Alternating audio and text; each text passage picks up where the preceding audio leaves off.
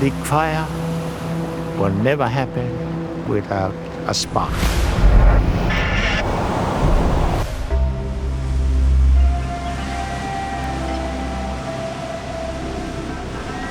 Our mission was to kite from American Samoa to Samoa by crossing the international date line.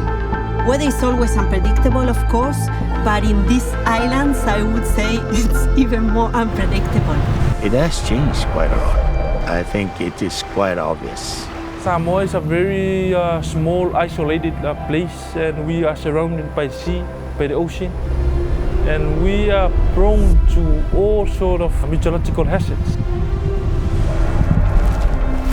Alicia, can you just give us a quick rundown in regards to the conditions that we'll be expecting tomorrow?